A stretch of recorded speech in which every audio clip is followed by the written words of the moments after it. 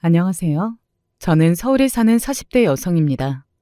제가 이곳에 사연을 쓰게 되는 날이 오리라고는 상상도 못 해봤는데 저에게도 이런 일이 생기네요. 감동적이고 좋은 사연이라면 이런 말을 하지도 않고 좋은 기분으로 글을 쓸 수 있었겠지만 안타깝게도 그런 일이 아니기는 합니다. 굉장히 화가 나고 기가 막힌 일이거든요. 오늘 제 사연의 주인공인 저희 시어머니와 손 아래 동생입니다. 뭐 이렇게만 쓰면 시댁 간의 갈등으로 사연을 쓰게 되었나 하고 생각하실 수 있겠지만 그런 내용은 전혀 아니에요. 그 이야기를 본격적으로 하기에 앞서 사연을 들으시는 분들이 이해하시기 쉽게 저희 시댁의 상황을 조금 말씀드려야 할 것 같네요. 저희 시댁은 예전에 부자였었습니다. 한 10년 전까지는 그랬어요. 제가 이 집에 시집을 오게 됐을 때만 하더라도 시어머니와 시아버지 두 분 모두 굉장히 여유로워 보이셨고 실제로 땅이다 뭐다 가지고 있는 재산이 많으신 걸로 알았거든요. 남편의 조건을 보고 결혼을 하게 된 건 아니었습니다. 뭐 저희 집이 굉장히 잘 살거나 부자는 아니기는 했지만 그래도 저나 남편이 둘 다 의사였거든요. 그러니 금전적으로 아쉬운 부분이 크게 있지는 않았고 따라서 시댁의 재산이 얼마라든지 이런 건 제가 남편과 결혼하기로 마음 먹었을 때 중요한 부분이 아니기는 했어요. 시댁에서는 남편이 굉장한 돌연변이었습니다. 시댁 식구들은 재산은 있는 편이기는 했지만 흔히들 이야기하는 학벌들이 다 좋지 않았거든요. 시아버지도 고등학교를 겨우 졸업하셨다고 했고 시어머니도 중학교만 나오셨다고 했으니까요. 그리고 남편의 하나뿐인 남동생. 그러니까 저에게는 도련님 되는 분도 좋은 학교를 나온 건 아니었습니다. 그냥 지방에 있는 4년제 대학을 졸업해서 작은 중소기업에 취직했죠. 하지만 믿는 구석이 있어 그런지 사람이 여유롭기는 했고요. 네, 그 믿는 구석이라 함은 바로 시댁의 재산이었습니다. 그런 집안에서 남편이 태어난 겁니다. 공부도 굉장히 잘하고 성실하고 그런 사람 말이죠. 집안이 경제력이 뒷받침이 되었으니 남편은 하고 싶은 공부를 원 없이 할 수 있었고 결국에는 의사가 되었습니다. 남편과 저는 학교에서 만났어요. 같은 대학을 나왔거든요. 그러니 남편 집안에서 남편을 얼마나 예뻐라 하셨겠어요. 그렇게 돈밖에 없는 집안에서 그렇게 머리가 좋은 의사 아들이 나온 거니 말이죠. 그래서 제가 처음 인사를 갔을 때도 시어머니가 정말 너무나 좋아하셨던 게 기억이 납니다. 아이고, 의사 부부 말만 들어도 멋지다. 이렇게 이야기하시면서 말이죠. 저희 집은 남편의 집에 비해서는 평범하기는 했습니다. 아버지가 대기업을 다니셨지만 그냥 월급쟁이셨고 엄마도 공무원이셨고요. 두 분 모두 대학을 나와서 안정적인 직장을 가지고 있기는 하셨지만 월급을 받아 생활하는 집이 뭐 그렇게 재산적으로 풍족하겠어요. 그냥 남한테 신세 안 지고 아껴 살다 보면 돈 걱정은 안 하는 정도였죠. 하지만 시어머니는 그런 점도 너무 좋아하셨어요. 그리고 저희 집안에 비해 시댁이 조건이 떨어진다고 생각하셨습니다. 그 이유는 너무나 명확했어요. 그 시절에 부모님 두 분 모두 대학을 나오기가 어디 쉬운 줄 아니? 나는 가방끈 긴 사람들이 예전부터 너무 부러웠다. 내가 짧아서 그런가? 그럴 때면 저는 늘 이렇게 대답했어요. 가방끈 길고 짧은 게 무슨 상관이 있어요. 지금 그냥 잘 살고 있으면 되는 거죠. 하지만 제가 아무리 그렇게 이야기해도 시어머니는 완전히 저를 편하게 대하시지는 못했던 것 같아요. 늘 의사 며느리 대단한 집안이라고 말씀하시면서 조금 거리감이 있게 행동하셨거든요. 주변에서는 그게 나은 거라고 하기는 했지만 저는 동서와 시어머니가 격이 없이 지내는 것을 보고 조금 부러웠던 기억이 납니다. 동서는 굳이 따지자면 조금 못 사는 집안이기는 했어요. 자세하게 알거나 듣지는 못했지만 대학도 겨우 들어갈 수 있었다고 하는 말과 등록금을 마련하느라 중간에 휴학을 여러 번 해서 졸업이 늦어졌다는 이야기를 들었던 적이 있었거든요.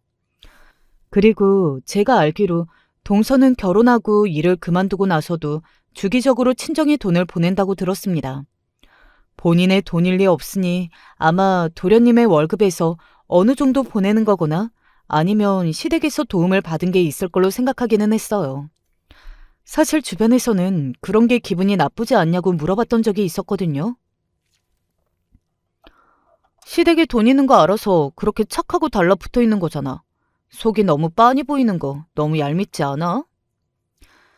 설사 그렇다고 한들 뭐 어쩌겠어. 그런 이유로라도 잘하는 게 중요한 거 아니야? 속 편한 소리 한다. 나중에 재산 그 집에 다 주면 어떡하려고 그래? 그러면 그러는 거지. 나나 우리 신랑이 잘 벌잖아. 너같이 생각하고 살면 스트레스는 안 받겠다. 주변에서 오히려 약오르지 않냐고, 나중에 시댁 재산이 그쪽으로 다 가게 되면 어떻게 할 거냐고 걱정 아닌 걱정을 해주기는 했지만, 만약에 그렇게 되는 일이 생기더라도 저는 막 화가 날 것 같지는 않거든요. 재산이라는 것도 공정하게 반반 이렇게 나누는 것보다는 각자의 형편에 맞게 나누는 것이 더 공평한 게 아닌가 하는 생각을 했던 적이 있기도 하고 말이죠. 그리고 남편도 저와 생각이 비슷했습니다.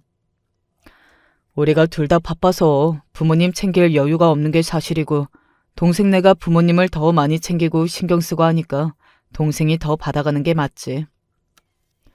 사실 저희 편해지자고 더 그렇게 맡긴 것도 있는 것 같아요.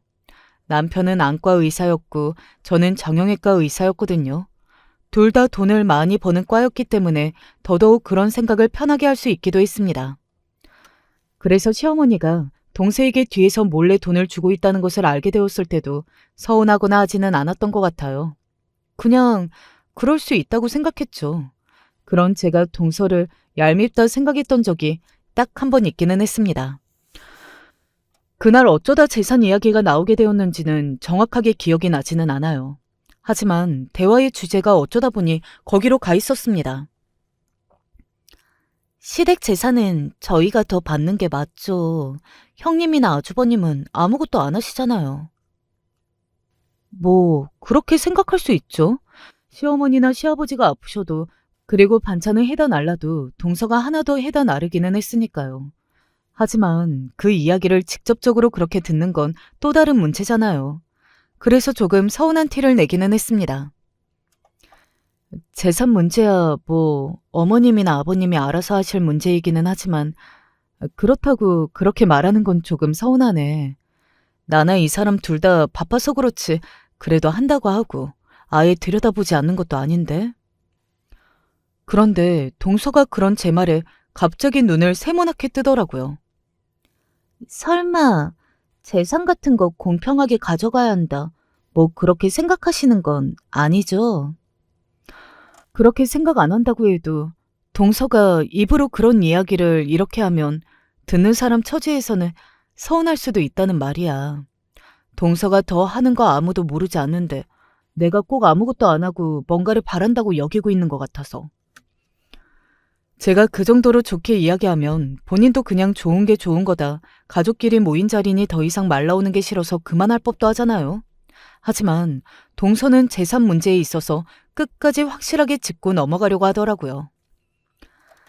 그니까 그게 사실이라도 형님도 인정하시는 거면 나중에 저희가 더 많이 받아가도 별말 안 하신다는 거죠? 그렇게 말하지 않아도 우리도 그렇게 생각하고 있었어. 그러니까 이렇게 듣는 사람 기분 나쁘게 이야기하지 않아도 돼. 제 그 말에 동서는 입을 삐죽이더군요. 사실을 이야기한 건데 기분이 나쁘신 게 이상하네요. 사실을 이야기하면 다 기분이 안 나빠야 하는 거야? 아무리 좋지 않은 말이라도? 그러면 나도 막 사실대로 다 이야기하고 그래도 동서 기분 안 나쁠 자신 있어? 사실 말싸움을 시작하면 동서는 저를 이길 수 없었습니다. 뭐 이건 제가 더 똑똑하다 이런 문제가 아니라 동서는 묘하게 사람이 조금 어긋나 있는 구석이 있기는 했거든요. 그리고 제 직업이나 이런 것들에 대해서 열등감을 꽤나 많이 느끼고 있는 것 같이 보이기도 했고 말이죠. 진짜 잘나셨어. 하여간 형님은 형님보다 잘난 사람 세상에 없죠? 그렇게 생각한 적 없어. 괜히 사람 기분 나쁘게 하려는 게 목적이 아니면 동서도 그만해. 내가 기분 상해서 동서 나쁘게 보고 행동하기 시작하면 동서한테도 좋을 게 없는 거 아니겠어? 그러면서도 저를 무서워하기는 해서 제가 세게 이야기하니 입을 다물기는 하더라고요. 그때 알아봤어야 했나? 하는 생각이 지금에 와서는 들기는 합니다. 돈 욕심이 많고 착하지만은 않은 사람이라는 것을 그 전부터 알고 있기는 했습니다만 그 정도일 줄은 정말 꿈에도 몰랐어요. 그러던 중에 시댁에 사건이 하나 터졌습니다. 정확히는 도련님이 친 사고였어요. 사업을 하겠다고 설치다가 그렇게 된 모양이야. 갑자기 사업? 사업은 왜? 회사는? 몰랐는데 그만뒀더라고. 그리고 친구들이랑 무슨 사업을 한다고 어머니한테 돈 좀 달라고 했다더라. 어머니는 안 된다고 사업 같은 건 절대 허락 못 한다고 했다는데 재수 씨랑 둘이 해달라고 난리치는 바람에 해줬대. 그리고 말아먹은 것도 모자라서 빚까지 떠안은 모양이고. 도련님이 잘 다니던 멀쩡한 회사를 그만두고 사업을 했다더군요. 그 과정에서 본인의 돈은 물론이고 시댁의 돈도 떨궈먹었다는 이야기를 들었습니다. 빚까지 지게 되어서 깜빵 신세를 지게 될지도 모른다고 시어머니가 그것만큼은 막아야 하지 않겠냐면서 남편에게도 연락해왔다고 하더라고요. 그 재산을 다 해먹은 거야? 모르겠어. 어머님도 정확하게는 말씀 안 해주시는데 울면서 미안하다고 돈 좀 빌려달라고 하시는 거 보면 그렇지 않을까. 남편에게 3억 정도 되는 돈을 해달라고 했다더군요. 그 당시에 저희 부부도 개혼한 지 얼마 되지 않았던 시점이라 그 정도 되는 돈은 큰 부담이기는 했거든요. 하지만 어쩌겠어요.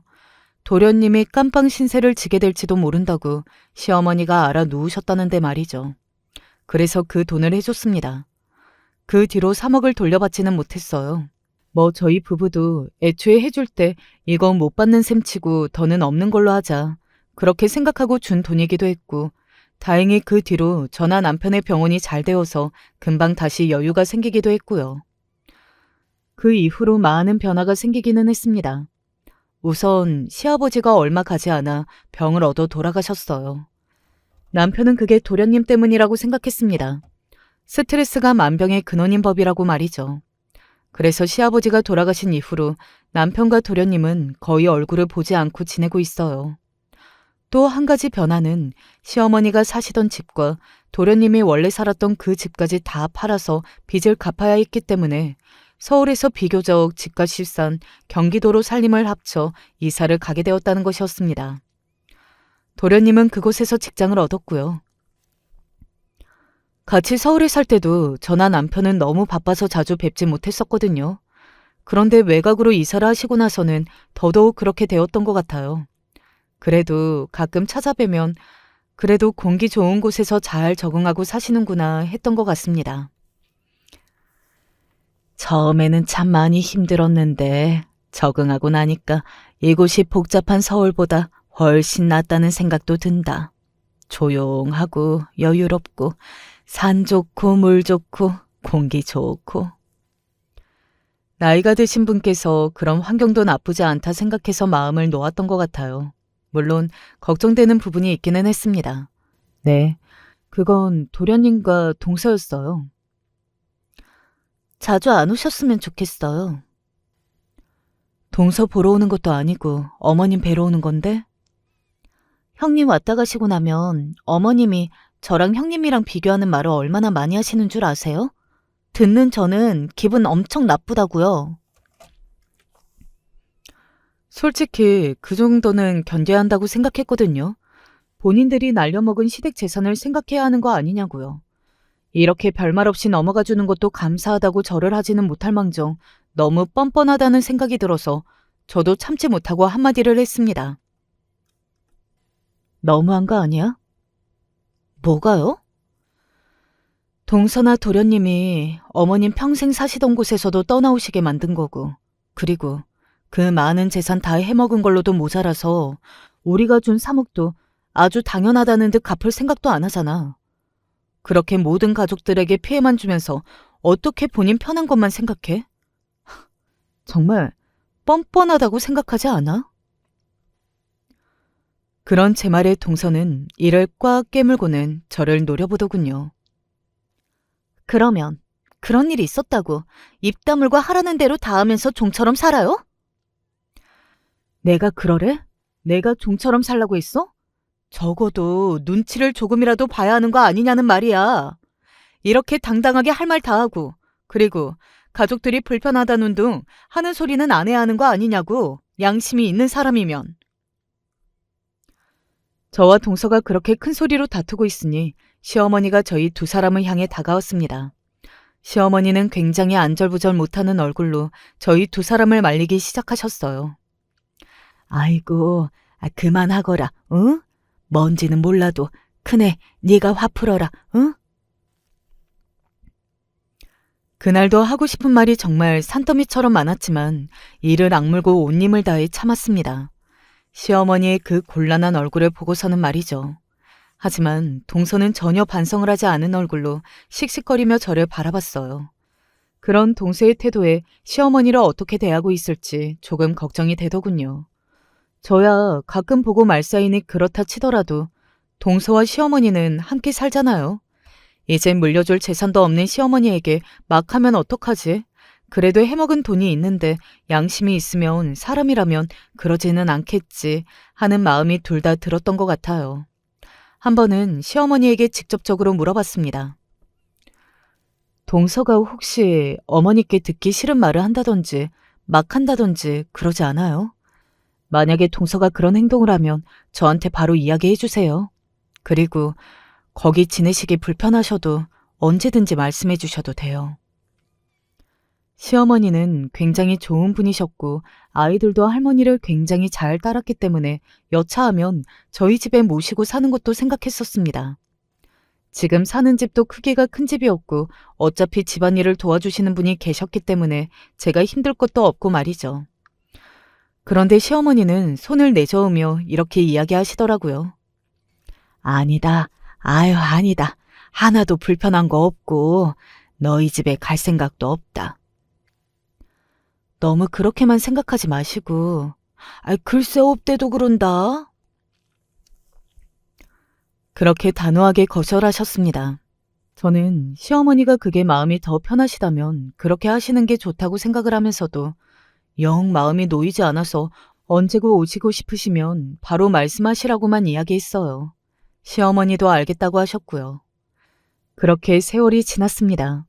처음에는 시어머니가 걱정되는 마음에 자주 전화도 드리고 시간이 나면 동서가 싫어하는 티를 내든 말든 시어머니가 좋아하시는 것들을 사서 종종 들리곤 했는데 제 하는 일이 점점 바빠지고 아이들이 크고 하면서부터는 그것도 잘 안 하게 되기는 하더라고요.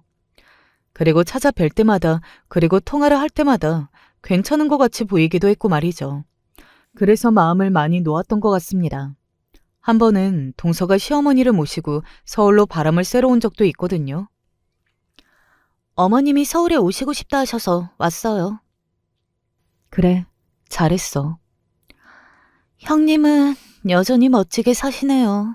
뭐, 본인이 의선이 가능한 거겠지만. 그런 와중에도 좋은 저희 집이나 제가 입고 들고 있는 것들을 보면서 부러워하는 듯 이야기하기는 했지만 예전에 비해서 동서도 참 많이 유해지고 있다고 생각하기도 했던 것 같아요. 사람이 나이가 들면 부드러워지는 사람도 있다고들 하더니 동서도 그렇게 되어가고 있나 보다 하고 마음이 놓이기도 했습니다. 그래서 그날 돈도 많이 썼어요. 동서가 큰 동네에 왔으니 백화점 구경을 가고 싶다고 해서 어머님을 모시고 같이 간 자리에서 시어머니 가방도 제가 하나 사드렸거든요. 나중에는 그 가방이 동서의 손에 들어가 있었고 동서 본인이 그렇게 저에게서 가방을 뜯어내려고 시어머니를 모시고 서울로 온 것이라는 것도 알게 되었지만 당장에는 그런 마음을 품고 왔을 거라는 건 상상도 못했습니다.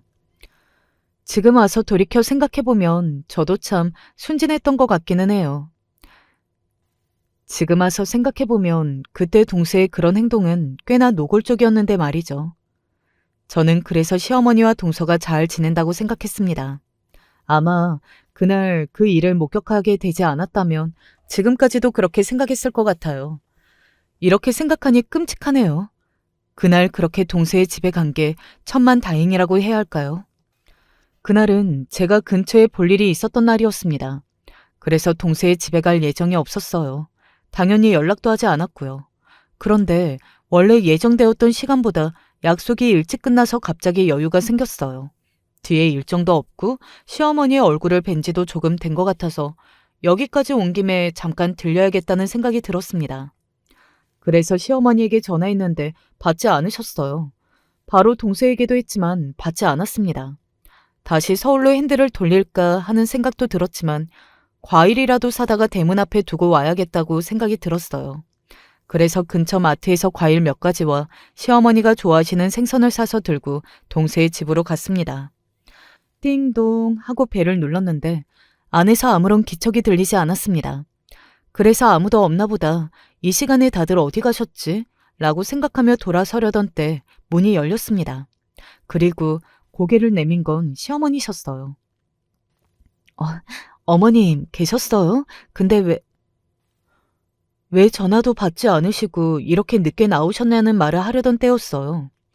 어딘가 시어머니의 안색이 굉장히 좋지 못한 것이 눈에 들어왔습니다. 저는 얼른 들어가서 손에 들고 있던 짐들을 내려놓고 시어머니에게 물었어요. 어디 안 좋으세요? 병원은요? 병원은 다녀오셨어요? 그렇게 제 질문들이 연이어 쏟아지는데도 시어머니는 그냥 아무 말을 하지 않으셨습니다. 그런데 시어머니가 걷는 게 어딘가 이상해 보였어요.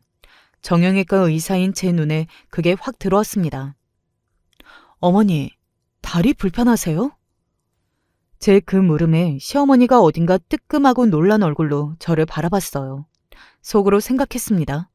그 말에 뜨끔할 게 뭐지? 하고 말이죠. 왜 그러세요? 어디가 어떻게 다치셨는데요? 그때부터 제 질문이 쏟아졌고 시어머니는 하나도 제대로 대답하지 못하셨어요. 저는 순간 쎄한 감정을 느꼈습니다. 아, 뭔가 대단히 잘못되고 있다 하는 생각이 들었어요. 그도 그럴 것이 대학병원에서 일하던 시절 시어머니처럼 걷는 사람들을 종종 봤던 적이 있습니다. 그건 누군가에게 맞거나 무거운 물건이 다리에 떨어진 사람들이 걷던 모습이었어요. 게다가 제가 이유를 캐묻는데도 저렇게 소극적으로 반응하는 모습을 보고 어떤 확신이 들었던 것 같아요. 아, 시어머니는 지금 누군가에게 맞았다. 그리고 그 사실을 숨기고 있다. 하는 것을 말이죠. 몇 번 더 물었지만 시어머니는 끝끝내 대답해 주시지 않았습니다. 그리고 제 머릿속에는 어떤 생각 하나가 스쳐 지나갔어요. 그 생각을 마친 제가 시어머니에게 이야기했습니다. 오늘 제가 왔다 갔다는 이야기는 동서구 도련님한테고 하지 마세요. 그리고 또 어머님 혼자 집에 계시는 날이 언제예요? 그 주 주말에 동서와 도련님이 둘이 바람을 쐬러 다른 지역의 부부 동반 모임을 간다는 이야기를 듣고 저는 사들고 갔던 과일과 생선을 그대로 들고 다시 집으로 왔어요. 그날이 다 지나도록 동서에게 다른 연락이 없는 것으로 보아 시어머니는 동서구 도련님이고 제가 다녀갔다는 이야기는 하지 않은 것 같더라고요. 그리고 그 주 주말 저는 어떤 사람들을 데리고 다시 동서의 집으로 갔습니다. 네, 여기랑 여기 설치해 주세요. 이게 다 뭐냐? 어머님은 그냥 모르는 척하고 계시면 돼요. 그냥 아무것도 모르는 척. 아셨죠? 제가 그 집에 설치한 것은 다름 아닌 CCTV였어요. 저는 확인을 해야 했습니다. 그 불안한 그 예감이 사실인지, 만약에 사실이라면 누가 그러는 건지, 그리고 그 행위를 한 사람이 절대 꼼짝도 하지 못할 증거까지 필요했어요. 그리고 그 집을 관찰하기 시작했어요. 처음에는 남편에게도 말하지 않았습니다. 어떤 일이 있을지 모르니 일단은 저만 알고 있기는 했어요. 처음에 며칠간은 아무 일도 없었어요. 하지만 동서가 시어머니를 막대한다는 것은 확인할 수 있었습니다. 평소에도 잘한다는 그 말은 개뻥이었던 거예요. 그게 너무 짜잖아요. 어머니, 여기 청소한 거 맞아요? 처음 며칠간은 동서가 시어머니를 때리는 일은 없었지만 그래도 굉장히 막 부리고 있다는 것은 확인할 수 있었어요. 사실 그것만으로도 이미 시어머니를 그 집에서 모시고 나와야 할 이유가 충분했지만 저는 그날 시어머니가 그렇게 걸으셨던 이유를 꼭 알아야만 했습니다. 그런데 얼마 지나지 않아서 눈을 뜨고 보고 있음에도 믿기지 않았던, 아니 어쩌면 믿고 싶지 않았던 그 일이 일어나고야 말았어요. 이거 뭐예요? 갑자기 그렇게 찢어지는 큰 목소리가 들려왔습니다. 네, 그 목소리의 주인공은 다름 아닌 동서였어요. 그리고 뒤이어 들려온 목소리도 제 귀를 의심하게 했습니다. 미안하다. 미안해. 벌벌 떨고 있는 시어머니의 목소리였거든요. 그 겁먹은 목소리를 듣는데 심장이 쿵 하고 내려앉는 기분이 들더라고요. 이게 다 뭐냐고요? 다시 한번 동서의 날카로운 비명이 들려왔습니다. 그리고 화면으로 보이는 시어머니는 겁에 질려 있었어요. 곧 시어머니가 왜 그렇게 겁에 질려 계셨는지를 알 수 있었습니다. 화면 너머에서 뭔가가 날라왔고 그게 시어머니의 몸에 맞았거든요. 저는 CCTV를 보다가 놀라서 그 자리에서 벌떡 일어났어요. 망할 놈의 할망구. 뭐 하나 제대로 하는 것도 없고 시키는 것도 못하고 노망든 것도 아니고 숨 쉬고 밥 먹고 하는 게 아깝다. 아까워. 손이 덜덜 떨려왔습니다. 그게 지금 시어머니에게 동서가 하는 말이라는 게 눈으로 보고 귀로 들어서 맞기는 하는데 도무지 믿기지 않는 기분이었어요. 그런 기분 뭔지 아시나요? 일어나고 있는 일인데 현실감이 없는 그런 기분 말입니다. 진짜 확 죽어버리지. 즐기게도 오래 사네. 살아. 시어머니는 아직 팔순이 되지도 않으셨거든요. 요즘 같은 시대에 70이 넘은 어르신에게 질리게 오래 산다는 말이 어디 가당키나 한 말이냐고요. 게다가 시어머니에게 며느리가 말이죠. 미안하다. 미안할 짓을 하지 말라고 했잖아. 나는 당신 얼굴 보고 있는 것만으로도 피가 거꾸로 솟고 속이 뒤집힌다고. 어디 가서 나가 죽어버리지? 그 말을 하고 나서 동서는 시어머니에게 팔과 다리를 휘두르기 시작했습니다. 네, 며느리가 시어머니를 때리고 있는 장면을 제 눈으로 목격을 하게 된 겁니다. 정말로 믿을 수 없는 장면이었어요. 저는 덜덜 떨리는 손으로 나갈 준비를 했습니다. 눈이 도는 기분이 들었거든요. 당장이라도 저 집으로 가서 동서의 머리채를 잡아야 했어요. 하지만 너무 화가 난 나머지 손이 떨려서 도무지 운전을 할 수가 없겠더라고요. 그래서 택시를 불렀습니다. 그리고 택시를 기다리는 동안 동서가 시어머니에게 계속해서 막말하는 모습을 봐야만 했습니다. 정말 끔찍한 장면이었어요. 네가 요양원에 간다고 네 큰며느리한테 이야기하라고. 왜 안 가고 버티고 있냐고. 큰애한테 어떻게 그러니? 큰애? 너 이 와중에도 네 큰며느리 편들어? 내가 처음부터 알아봤어. 의사 며느리라고 함부로 못하고 나만 무시하고. 내가 대체 너를 언제 무시했다고 그래? 지금도 무시하고 있잖아. 큰며느리한테 신세 지는 건 싫고 나한테 이렇게 빌붙어 있는 건 괜찮고? 그 말에는 어폐가 있었습니다. 시어머니는 동서네에 빌붙어 있는 게 아니었어요. 앞서 이야기했듯 도련님 사업의 실패로 시댁의 거의 모든 재산을 날렸고 본인들 집마저 정리해야 하는 상황이었잖아요. 그 와중에 시어머니의 집까지 팔고 빚을 갚고 남은 돈으로 경기도로 이사를 하게 된 거고요. 본인들이 시어머니에게 빌붙어 있는 거였는데 어떻게 그런 말을 할 수가 있냐는 말입니다. 그 집에 빌린 돈도 아직 안 줬는데 무슨 염치로. 시어머니의 그 말에 동서는 결국 폭발한 것 같았어요. 목소리가 더 커졌거든요. 동생을 위해서 그만큼도 못해줘? 그렇게 잘 버는 양반들이. 그래! 큰 집은 아주 애틋하고 자랑스러워 죽겠지? 나랑 우리 남편한테는 막하고. 동서는 그렇게 소리를 지르면서 시어머니를 향해 팔과 다리를 다시 휘두르기 시작했습니다. 차마 두 눈을 뜨고 그 광경을 더 못 보고 있겠다는 생각이 들었던 그때 택시가 도착했다는 알람이 떴고 저는 서둘러 뛰쳐나갔습니다. 어떤 정신으로 무슨 생각을 하면서 동선의 집까지 갔는지는 정확히 기억나지 않아요. 다만 가는 길에 택시기사님이 저에게 했던 말은 기억이 납니다. 아이고, 어디 그게 잘못한 연놈들 잡으러 가시나 봐요? 그때는 별 생각이 없었는데 지금 생각해보면 제가 남편의 불륜 장소를 덮치러 간다고 생각하셨던 것 같아요. 충분히 그래 보였을 수 있다는 생각이 드네요. 아무튼 저는 택시에서 서둘러 내려서 바로 동선의 집으로 튀어 들어갔습니다. 문 안에서는 아직도 동서의 고함이 들려오더라고요.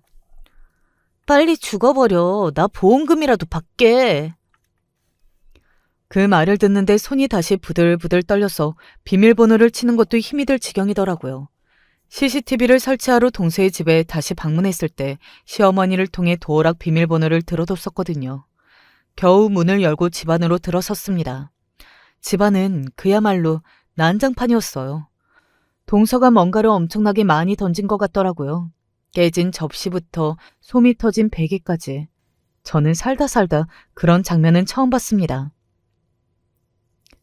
이게 뭐 하는 짓이야? 제가 들어서서는 낮게 하지만 크게 이야기했어요. 동서는 이성을 잃고 날뛰다가 저의 그 목소리에 멈칫하고는 저를 바라봤습니다. 제가 거기 서 있을 줄은 정말 꿈에도 몰랐던 건지 굉장히 당황한 얼굴이기는 하더라고요. 형님이 어떻게 이 시간에 여길... 내가 이 시간에 여길 왜 있는지가 중요해? 지금 뭐 하고 있냐고 묻잖아.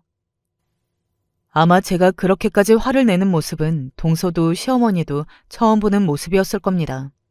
저조차도 제 인생에서 가장 화가 났던 순간을 단 한순간만 꼽으라고 하면 바로 그 순간일 것 같거든요. 그리고 아마 다시는 없을 겁니다. 그래야만 하고요. 뭐긴요. 보면 알 거 아니에요. 뭐? 형님이 알아요?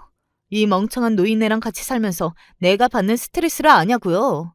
그래, 형님같이 좋은 직장에 돈 많이 벌면서 강남에 좋은 집에 사는 사람이 알 리가 없겠지. 기가 찼습니다. 그걸 지금 말이라고 하느냐고요. 제정신이야? 너 미쳤어? 그렇다고 시어머니를 때려? 너 내가 가만히 안 둬. 가만히 안 두면 뭐? 모시고 사는 스트레스로 그랬다. 왜? 그러게. 왜 얹혀 살아서 자식들 속을 뒤집어 놓냐고. 야. 도저히 못 참고 그대로 가서 동생의 머리채를 잡았습니다. 제가 정형외과 의사잖아요. 아시는 분들은 아시겠지만 정형외과 의사가 손 힘이 정말 엄청나게 좋거든요. 동서는 제 손에 이리저리 휘둘리기 시작했어요. 네 남편이라는 새끼가 어머니 재산을 집에 다 해먹고 니들이 어머니한테 빌부터 사는 거잖아. 그러면 주제를 알고 납작 엎드려서 평생 죄인처럼 살아도 모자른데. 뭐? 스트레스? 모시기 힘들다고 어르신을 때려? 네가 인간이야? 어? 인간이냐고? 제 말에 할 말이 없었던 건지 아니면 저에게 잡힌 머리가 아팠던 건지 동서는 아무 말도 하지 못하고 악악 소리만 질렀습니다. 이거 놓고 이야기하라고. 너 신고한다. 신고? 해. 네가 어른 때린 건 어디 어떤 판결을 받는지 보자. 본인이 한 짓이 있으니 경찰에도 신고를 못하고 동서는 소리만 질러대며 발만 굴렀습니다. 저는 동서의 머리채를 놔줄 생각이 없었어요. 마음 같아서는 그냥 머리카락을 다 뽑아서 대머리로 만들고 싶어질 정도였으니까요. 그리고 그때였습니다. 이게 다 무슨 일이에요? 퇴근을 한 듯 도련님이 집 안으로 들어왔어요.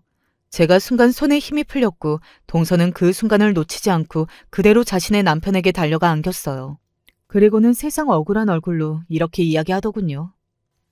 아니, 나랑 어머니랑 조금 다툰 거 가지고 형님이 내 머리털을 다 뽑아놓고. 뭐? 형수님? 그 순간 알았어요. 아, 도련님도 알았구나.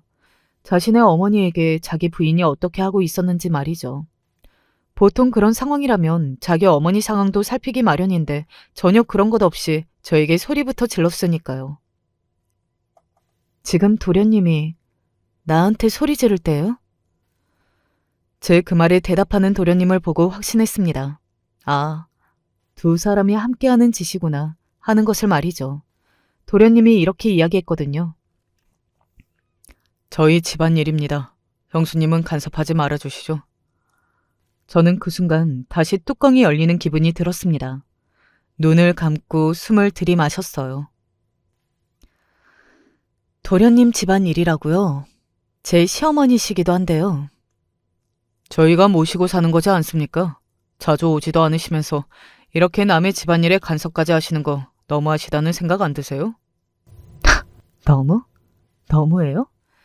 지금 너무하다 할 사람이 누군데? 그리고 저희 아내 머리채 잡은 것도 사과하시고요. 말이 도저히 안 통하겠더군요.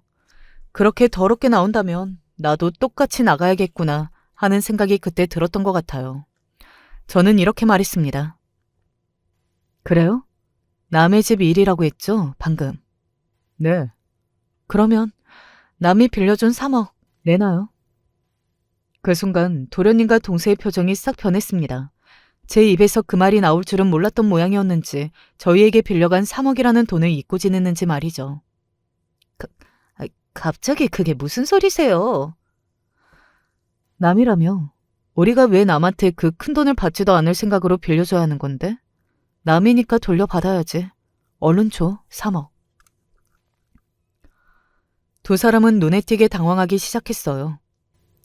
형수님 돈도 아니잖아요. 나랑 형님 돈 반반씩 들어간 거나 마찬가지죠. 우리 두 사람이 모은 돈으로 드린 거였으니까. 그리고 형님이 지금 이 상황을 알게 된다면 가만히 있을 것 같아요? 정말로? 제 그 말에 도련님은 갑자기 현실 파악이 확 되는 것 같은 얼굴을 하더군요. 형수님. 됐고, 이제 가족 안 할 거니까 그 돈이나 내놔요. 안 주면 소송 걸 거니까. 아, 남편한테도 오늘 일 다 이야기할게요. 그리고 어머님은 짐 챙기세요. 저희 집으로 가시게요. 나는 괜찮다. 그 상황에서도 괜찮다고 하는 시어머니를 보면서 다시 한번 화가 확 났습니다. 물론 시어머니는 저를 생각해서 하시는 말씀이셨고 나중에 죄송하다고 사과드렸지만요. 절더러 어머님이 동서한테 맞고 있는 걸 보고도 그냥 가라는 말씀이세요? 얼른 짐 챙기세요. 어머니 큰아들한테까지 전화하는 거 보고 싶지 않으시면. 시어머니는 그제야 방으로 들어가 짐을 챙기기 시작했습니다. 그리고 저는 안절부절하지 못하는 얼굴로 저를 바라보는 도련님과 동서에게 이야기했어요. 엄밀히 따지면 이 집도 어머니 거죠. 이것도 다시 다 돌려받을 거니까 그런 줄 아세요. 동서가 이야기한 대로 나 똑똑한 사람이고 성공한 사람이야. 이런 사람이 작정하면 어떻게 되는지 지금부터 내가 똑똑히 보여줄게. 알겠어? 제가 그렇게 이야기하고서는 짐을 싸들고 나오는 시어머니와 그 집을 나가려고 했는데 갑자기 도련님이 저를 막아서더군요. 죄송합니다, 형수님. 제가 순간적으로 이성을 잃어서. 우스웠습니다. 조금 전까지만 해도 완전히 다른 태도를 보이던 사람이 순식간에 돌아서는 그 모습이 말이죠. 저는 비웃음이 나오는 것을 참지 않고 도련님을 똑바로 보면서 이야기했어요. 잘못한 건 잘못한 그 값을 치르면 되는 거죠. 아마 도련님이랑 동서는 아주 혹독하게 그 값을 치러야 할 거예요. 내가 절대 가만히 있지 않을 테니까. 이번에는 동서가 제 손목을 잡았어요. 형님, 죄송해요. 네? 제가 순간 이성을 잃어서. 두고 보면 어디까지가 맞는 말이고 아닌지 알겠지. 그리고 진심이라고 생각하지도 않고 믿을 생각도 없으니까 힘들여 적성에도 안 맞는 사과할 필요 없어. 돈이나 어떻게 갚을지 도련님이랑 잘 상의해봐. 저는 그리고 그 집을 나왔습니다. 다시 택시를 타고 저희 집으로 가는 내내 시어머니는 울기만 하셨어요. 아마 그런 꼴을 보인 것에 대해 여러 가지 감정이 드셨던 것 같아요. 저는 그런 시어머니를 보면서 다른 어떤 말을 할 수가 없었고 말이죠. 그렇게 집에 도착해 시어머니를 손님 방으로 쓰던 방으로 일단 모시고 한숨 주무시게 했습니다. 그 사이에 남편이 왔어요. 저는 남편에게 그간의 일을 짧게 이야기했습니다. 당연히 남편은 엄청나게 분노했어요. 당장이라도 도련님 댁으로 쳐들어가겠다는 것을 제가 말렸습니다. 남편이 정말 사고를 칠 것 같아서 말이죠. 그리고 남편도 동생이라는 이유로 받지 않을 생각이었던 돈 3억과 그 집을 다 받아내고 아주 혼쭐을 내줘야 한다고 생각하더라고요. 저희는 바로 변호사를 만나고 소송 준비를 했던 것 같아요. 그 와중에 정말로 슬펐던 건 바로 시어머니의 말이었습니다. 그래도 그 집은 손대지 않았으면 좋겠다. 안 돼요, 어머니. 그런 것들한테는 다 받아내야 한다고요. 3억이야. 니들 돈이고 받아야 하는 돈이니 내가 뭐라 할 말이 없지만 그 집은 그냥 두거라. 그것까지 뺏어서 갈 곳도 없게 구석으로 몰면 무슨 짓을 할지 모르는 법이야. 쥐도 도망갈 구석은 만들어주고 궁지로 몰아야 하는 거 아니겠니? 시어머니의 그 말도 일리가 있는 말씀이라고 생각을 하기는 했지만 그 상황에서도 사실 그런 생각을 하기는 힘들잖아요. 그래서 더더욱 화가 났던 것 같아요. 지들 어머니가 무슨 생각을 하고 지들을 품어주는지도 모르고 그것들은 시어머니에게 그렇게 행동한 거니까요. 남편이 도련님을 만난다고 하더군요. 둘이서 만나는 게 조금 걱정이 되었습니다. 혹시나 남편이 주먹이라도 먼저 나가면 어떻게 하나 싶어서요. 그래서 제가 따라가겠다고 했어요. 형, 미안해. 그게 할 말이냐? 그걸로 해결될 일이야? 내가 죽을 죄를 지었어. 그러면 죽어. 왜 살아있어? 부모한테 그런 짓을 하고 어떻게 살아있어? 남편의 그 말에 도련님은 잠시 입을 다물고서는 남편을 바라봤습니다. 남편이 그렇게까지 나올 거라고는 생각하지 못했던 것 같더라고요. 나 3억 없어. 그건 네 사정이고 갚을 능력도 없어. 그것도 네 사정이고 나는 너 죽든 말든 이제 상관없어. 나한테 동생은 없는 셈 치고 살기로 했으니까 내가 그날 그 이야기 듣고 내 손으로 너 가만 안 두고 싶었다고. 그런데 이 사람이랑 어머니가 말린 거지. 네가 앞으로 어떻게 살든 길거리에서 구걸을 하든 뭘 하든 나하고는 이제 전혀 상관없는 일이니까 3억 갚아라. 나는 너 같은 놈한테 그런 돈 쓸 생각 추호도 없으니까.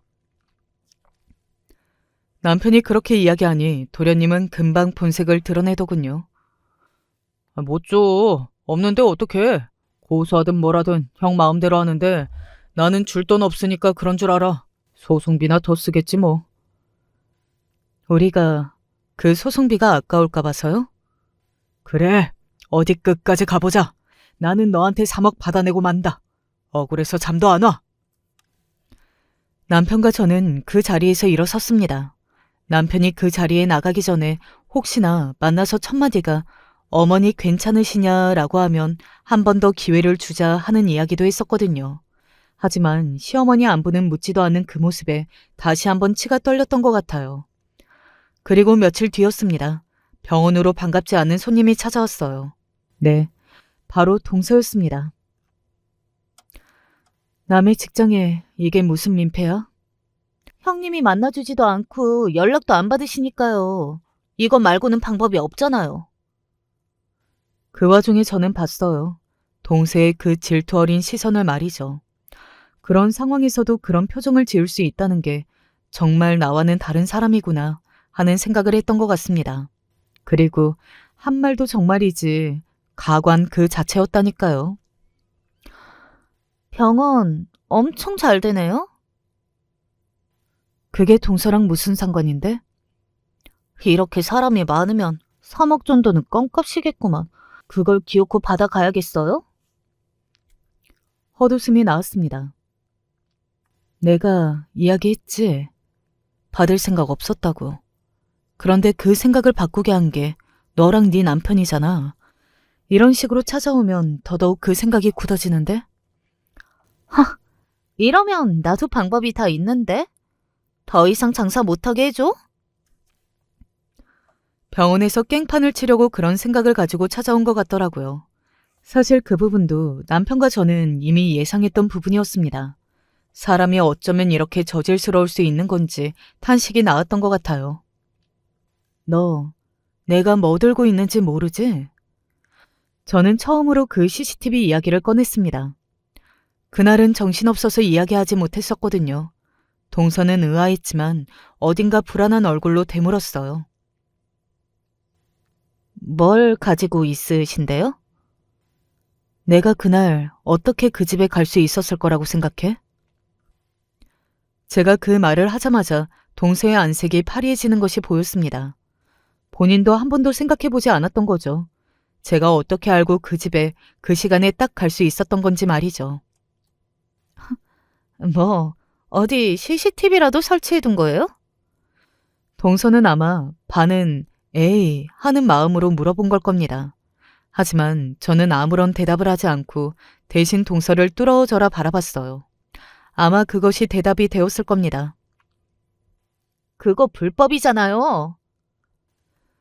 동서가 어머니 때린 건 그건 뭐 합법적인 건가? 제 그 말에 동서가 입을 다물더군요. 그리고 괜히 한번 주변의 눈치를 보기 시작했습니다. 본인도 그게 얼마나 잘못한 일인지 사람들이 알게 되면 자신이 어떤 취급을 당할지는 너무나 잘 알고 있는 것 같은 그 행동에 더 화가 났던 것 같아요. 그걸 아는 인간이 그랬나 싶어져서 말입니다. 동서는 그날 아무 말 없이 돌아갔습니다. 그리고 한동안 연락해오지 않았어요. 제가 그 CCTV 화면을 그 누구에게도 공개할 생각이 없기는 했습니다. 그걸 보면 남편도 눈이 돌 것 같았지만 시어머니에게도 엄청난 상처일 걸로 생각했거든요. 그래서 어지간하면 혼자 가지고 있고 묻을 생각이기도 했어요. 다만 동서와 도련님이 너무 더럽게 나올 상황을 대비해서 가지고 있어야 할 것 같기는 했고요. 당연히 법원에서는 3억을 돌려주라는 판결이 났습니다. 도련님과 동서는 끝까지 돌려줄 수 없다고 했지만 그러면 살 곳마저 돌려받겠다는 시어머니의 말에 도련님이 그러면 나눠서 갚겠다는 말을 하기는 했습니다. 물론 그 약속이 지켜질지 아닐지는 모르겠지만 말이죠. 저는 며칠 전에 동서의 집으로 가서 동서가 쓰고 있던 명품 가방 몇 개도 다 챙겨 나왔어요. 제가 그걸 시어머니에게 사드린 거였는데 당연한 듯 동서가 쓰고 있더라고요. 아마 그런 식으로 제가 드린 용돈이나 선물 같은 것들을 본인이 썼을 겁니다. 아마 그런 것들이 죄다 끊기게 된 것도 동서에게는 아쉬운 부분이었을 거예요. 어차피 형님한테는 다 필요 없는 것들이잖아요. 버렸으면 버렸지. 동서가 쓰고 있는 꼴은 못 보겠어서 가져가는 건데. 정말 못됐다. 동서만 하겠어? 누가 누구더러 못됐다는 소리를 하는 건지 정말 어이가 없었습니다. 제가 무슨 행동을 하든 시어머니를 때린 본인만 하겠냐고요. 사람은 참 자신이 저지른 잘못에는 관대하다더니 동서를 보니 정말 딱 그렇더군요. 아마 도련님과 동서는 끝까지 저렇게 남 탓을 하고 더 가진 우리를 부러워하면서 스스로를 감옥 속에 가두는 세월을 보낼 겁니다. 그리고 돈을 갚는 내내 그 일에 대해 생각하게 될 거고 말이죠. 아마 그게 정말 큰 벌이지 않을까 하는 생각이 드네요. 다행스럽게도 시어머니는 잘 지내고 계십니다. 저희 집으로 거처로 옮기고 나서 살도 조금 찌셨고 웃는 일도 많아지셨습니다. 아이들도 할머니를 무척이나 잘 따르고 있고요. 며칠 전에는 남편의 병원과 저희 병원을 다 하루씩 닫고 가족끼리 여행도 다녀왔는데 시어머니가 정말 좋아하시더라고요. 그 모습을 보고 괜히 죄송했던 기억이 있네요. 앞으로 더 잘하면 될 일이라고 생각하려고요. 제 이야기는 여기까지입니다. 어떻게 들으셨는지 모르겠네요. 제가 이 이야기를 하면서 다시 한번 느낀 점 하나는 부모님께 효도는 못해도 가슴에 대못을 받는 일은 하지 않고 살아야 그게 인간답게 사는 거구나 하는 생각이 들었다는 겁니다. 최소한 그것은 하고 살아야 한다고 말이죠. 이 이야기를 마지막으로 저는 사연을 마무리해야 할 것 같네요. 모두 있을 때 잘하자는 말입니다. 제 이야기 끝까지 들어주셔서 감사합니다. 늘 건강하고 행복하세요. 평생 누구한테 해 한 번 안 끼치고 살아왔다고 자부할 수 있는 제가. 결혼한 지 얼마 안 되어서 겪었던 그 일들은 진짜 참기가 힘들더군요. 알게 모르게 저도 민폐를 끼치며 살아왔을지도 모르지만 적어도 누구 눈에 피눈물 나게 하며 산 적은 없는데 말이에요. 결혼이 잘못되었다고 생각이 들었지만 그래도 꾸역꾸역 참으려던 저를 완전 절벽 끝으로 밀어버린 인간들이 여전히 생각납니다. 전 결혼한 지 얼마 안 되어서 이상한 낌새를 눈치채게 되었고 그때 혹시나 싶어 남편에게 묻게 되었어요. 제 질문에 남편은 황당했는지 어이없어 했고요. 여보, 혹시 당신 바람 펴? 아니 미선아, 대체 무슨 말이야 그게 뜬금없이. 당시 우리 부부는 집을 구할 형편이 되지 않았던 남편 덕에 시어머니와 한 집에 같이 살고 있었는데요. 초반에 다소 불편하기도 했고 아기를 가졌던 저는 입덧으로 몸이 무척 힘들었지만 나름 할 도리를 하면서 지내고 있었어요. 한창 신혼이자 임신 초기였던 시기에 남편의 야근이 잦더니 자켓에서 이상한 영수증이 나온 것입니다. 무슨 모텔이라고 적나라하게 적혀 있길래 전 부들거리는 손을 겨우 잡고 말을 건 것이었어요. 묻는 저부터도 좀 당황스러웠지만 정말 깊이 의심이 갔다면 묻지 못하고 한참을 더 지켜봤을 거예요. 하지만 임신 중이었던 저는 어떻게든 남편을 믿고 싶었고 그렇기에 정면으로 물어본 것이었어요. 그럼 이건 뭐야? 전 모텔 영수증을 남편에게 내밀었고 남편은 그걸 보자마자 이해할 수 없는 반응을 하더라고요. 미선아, 지금 이걸 보고 나한테 그런 소리를 하는 거야? 어이없네. 그러면서 줄줄 설명하는 내용을 들어보니 과장님이랑 늦게까지 술을 마시다가 둘 다 술에 떡이 되었고 상사분을 그냥 두고 갈 수 없어 모텔에 모시고 자기도 같이 있다가 왔다는 겁니다. 달리 집에 혼자만 들어올 수 없었다면서요. 얘기를 듣다 보니 그럴만하기도 하고 살짝 안심이 되면서도 한편으로는 여전히 개운치가 않았어요. 저기 그럼 거기 모셔놓고 자긴 들어오면 되는 거 아니었어? 왜 같이 있던 거야?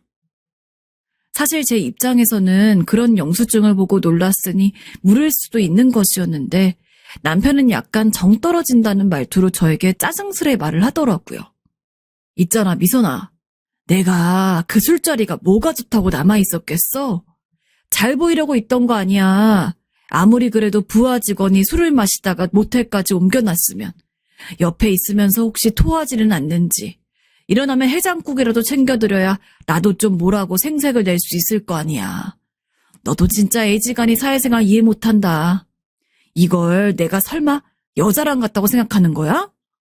구구절절히 듣고 있자 보니 나름 의문이 해결이 되긴 하면서도 짜증스러워하는 남편을 보니 머리 뒤쪽에 새삼 땀이 나는 듯 무안해지더라고요. 이후로는 남편이 몇 번 늦거나 출장을 다닌다거나 회식이 잦다고 해도 전 별다른 말을 할 수가 없었어요. 그렇게 크게 무안하게 야단을 듣고 나니 무슨 말을 걸어도 괜히 밖에서 일하는 남편 의심하는 예민한 여자처럼 느껴질 것 같더라고요. 한번 그 말을 입에 댔다고 전 대단한 대역죄인이 되어버려서 그 이상 말을 붙일 수 없었고 남편은 집에 와서 저만 보면 맨날 피곤하다며 방에 들어가 버렸어요. 헌데 그러던 어느 날 저는 점점 만삭으로 치닫고 있었고 그날따라 너무 배뭉침이 심하고 갈비뼈가 쓸리듯 아팠어요. 어쩔 수 없이 썩 사이가 편하지 않은 상태인 남편에게 전화를 걸었어요. 아무리 그래도 남편이니까, 애기 아빠니까 제가 이렇게 아픈 상황을 돌보고 병원이라도 데려가야 하는 게 당연한 거니까요. 그래서 전화를 했는데 웬일로 친절하게 받는가 했는데 자세히 보니 또 술을 마시는 중이었어요. 그때는 이제 막 저녁 9시쯤 된 것 같았는데 완전히 취해서 발음도 제대로 못하는 겁니다. 왜 전화한 거야? 나 지금 밖이야. 왜? 기분이 너무 나빴지만 꼭 참고 숨을 내쉰 다음 다시 말을 잇게 되었어요. 여보, 나 지금 상태가 안 좋아. 집으로 좀 와봐. 배가 너무 아파. 그래? 근데 어떡하지? 나 지금 못 들어가는데. 누구 다른 사람 없어? 마치 자기랑 아예 상관없는 옆집 사는 누구네 애엄마한테 생긴 일인 마냥 아주 천연덕스럽게 말을 뱉는 남편이 얼마나 황당하던지요. 지 새끼를 뺀 아내가 아픈데 저게 할 소리인가요? 가뜩이나 불만이 많이 쌓여 있는데 전 더더욱 화가 났고 신경이 예민해질수록 배가 울컥하게 뭉쳐오며 머리도 찌르듯이 아프더군요. 이 한심한 인간을 붙잡고 이렇게 내 체력이며 정신력을 쏟을 수는 없어서 전화를 끊겠다고 말했어요. 남편도 바라던 바였는지 알겠다고 하는데 순간 거기서 끔찍한 소리가 그 틈을 타고 들려오는 겁니다. 차라리 귀신 소리였으면 덜 끔찍했을지도 모르는 소리 말입니다. 영준 씨, 이것 좀 보라니까 자기야. 전 눈이 더 이상 커질 수 없을 정도로 커져 안구가 당길 정도로 온몸이 얼어붙게 되었어요. 그 상태로 아픈 머리와 배를 겨우 부여잡아가면서 소리를 죽이고 전화를 끊지 않은 채로 있었어요.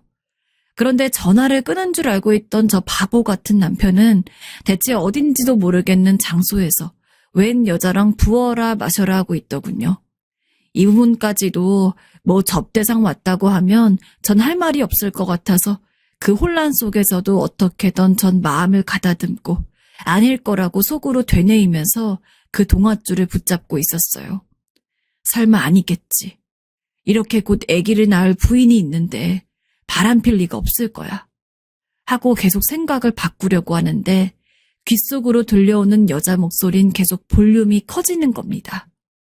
그 대화는 아무리 들어도 남편이 뭐라고 말을 한다고 해도 바람이 아니라고 말할 수 없는 얘기였어요. 아마 애들이 들어도 사리 분별은 가능할 수준이더군요. 영준 씨, 그러지 말고 빨리 이혼해. 배불뚝이 마누라는 뭐하러 데리고 있어? 당신 같은 남자는 나 같은 여자랑 살아야 해. 자기 어머니는 내가 잘 모실게. 응? 차마 더 이상 들을 수 없어 전화를 끊었고 일단은 눈을 감고 침대에 누워서 잠을 청하려고 했습니다. 그런데 도저히 마음이 안정이 안 되고 몸은 계속 아파와서 어쩔 수 없이 친정엄마에게 연락을 했고 그 길로 저는 응급실로 향하게 되었어요. 병원에 가보니 그렇게 심한 상황은 아니었기에 다시 집에 와서 안정을 취하게 되었지만 남편은 그날도 집에 들어오지 않았고 저에게 연락 한 통 없더군요.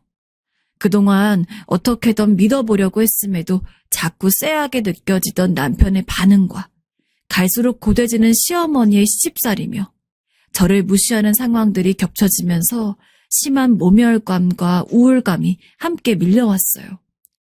녹음했던 내용을 차마 다시 들어볼 용기도 안 나고 하지만 누가 봐도 명백한 바람이기에 그대로 버틸 수가 없더군요. 결국 저는 견딜 수가 없어서 남편을 만나려고 회사를 찾아가게 되었는데 건물로 들어가던 중 회사 내부에 있는 1층 카페에서 웬 여자랑 앉아있는 남편의 모습을 보게 되었어요. 보는 순간 기가 막히고 피가 거꾸로 솟는 것 같았고 내가 왜 진작에 이런 곳에 나와볼 생각을 안 했는지 답답했습니다. 아니 이렇게 허술하게 걸릴 수 있는 인간이었는데 내가 바보같이 믿고 살았던 것 같아서 말이 안 나오더군요. 누가 보면 그냥 남편이 여직원이나 상사 혹은 팀원들과 그냥 앉아있는 것일 뿐인데 진짜 제가 예민한 게 아니냐고 할지도 모릅니다. 하지만 전 너무 당황해서 사진을 찍지 않은 게 후회될 정도로 그들은 누가 봐도 연인처럼 있었어요. 뛰어서 건너 앉은 것도 아니며 남편이 바로 그 여자 옆에 딱 붙어 다정하게 앉아있더군요. 아마도 전날부터 있던 전화기 너머 속 앵앵거리던 그 여자인 것 같았습니다. 솔직히 저 여자가 남편 회사 사람이라면 이 사람이 결혼했는지 아닌지 모를 리가 없을 거예요. 결혼식 때 회사 사람들도 다수 왔었으니까요. 이런저런 생각이 머릿속에서 돌아다니는 동안 저는 이성을 잃었고 그대로 카페 안으로 들어가서 남편에게 소리를 질렀어요. 남편과 그 여자는 일순간 당황해서 저를 한창 보더군요. 여보, 지금 거기서 뭐 하는 거야? 카페 안에 있던 모든 사람들이 저와 남편과 그 여자를 돌아봤고 아무래도 전부 회사 관계된 사람들이었을 테니 남편은 창피해 죽을 지경이었을 거예요. 그런데 남편의 말이 정말 더 가관이었어요. 마치 제가 가해자인 마냥 답을 하는 게 아니겠습니까? 만삭의 임산부인 본인 아내에게 말입니다. 너 여기가 어디라고 와? 뭐라고? 그 여자는 냉큼 남편 뒤에 숨어버렸고 남편은 노발대발하며 저를 끌고 회사 밖으로 나가려는데 전 숨은 그 여자의 팔뚝을 잡았어요. 이봐요. 어딜 숨어요? 어머. 이거 왜 이래요? 나요. 그런데 남편은 정말 믿을 수 없는 짓을 저에게 하더군요. 야, 미쳤어? 남편은 그 여자 손을 잡은 제 손을 그대로 확 낚아채서 벽으로 밀쳐버렸어요. 벽에 부딪혀서 멍한 눈으로 기대어 있는 저를 얼굴도 잘 모르는 카페 점장 같은 분이 뛰어나와서 잡아주시더군요. 제가 부딪힌 벽 부분 쪽에서 차를 마시고 계시던 여자분들, 남자분들도 일어나더니 저를 붙잡아 주셨고요. 말이 안 나가는 저를 대신에 저랑 아무 상관도 없는 그분들이 남편을 비난하기 시작했어요. 거 남편분 아니십니까? 이렇게 배가 나온 임산부한테 뭐 하는 짓이에요? 세상에, 애기 엄마가 회사까지 쫓아오게 만들다니 둘 다 미친 거 아니에요? 이날 항공관에서 처음 마주한 사람들도 이렇게 내 편을 들어주는데 가족이랍시고 같이 가정을 꾸린 남편은 저를 세상 혐오스러운 물건을 보듯 쳐다보며 제 앞에서 계속 여자를 감싸며 당장 꺼지라는 게 아니겠어요? 울 기운도 없어 축 처져서 걸어 나오는 저를 회사 직원이신 듯한 여성분들이 뛰어나오셔서 택시라도 잡아주셔서 감사히 타고 들어왔는데요. 그날 저녁 집으로 들어온 남편은 어디서 뭘 두드려 맞은 사람처럼 정신이 제대로 나갔는지 저한테 길길이 뛰며 소리를 질렀습니다. 엄마, 나 얘랑 안 살아. 얘 당장 나가라고 해. 내가 얘 때문에 오늘 회사에서 얼마나 개망신을 당했는지 알아? 너 정말 미쳤냐? 어떻게 그렇게 내 망신을 시킬 수가 있어? 들어와서 치맛자락을 붙잡고 빌 거란 생각도 안 했지만 진짜 이 사람 어쩜 이럴 수가 있는 건가요? 시어머니까지 저한테 손가락질을 하면서 막말을 해대는데 전 너무 스트레스를 받아 몸이 너무 아파왔습니다. 이게 아주 지서방을 뭘로 하는 거야? 몸뚱이가 그 지경이니 남자가 밖으로 돌지. 너 그럴 거면 당장 네 친정엄마한테 가버려라. 나도 너 처음부터 마음에 안 들었어. 어떻게 자기 손주, 자기 아들을 품은 며느리이자 아내한테 저런 말을 할 수 있을까요? 아무리 임신했다고 하지만 저는 키도 평범한 160cm였고 막달 임산부라고 해도 그렇게 살이 많이 찌지 않아서 병원에서도 어느 정도 먹어야 된다고 하실 정도였어요. 임신 중 너무 스트레스를 받아서 잘 먹지도 못하고 토하기만 하고 그저 배만 좀 나았을 뿐인데 이런 저한테 몸뚱이니 뭐니 이전에 남편 전화 속으로 들려온 그 여자도 제가 임신했다고 배불뚝이라고 해대질 않나. 정말 아이만 아니었다면 전 극심한 스트레스에 밀려 무슨 판단을 했을지 모르겠더군요.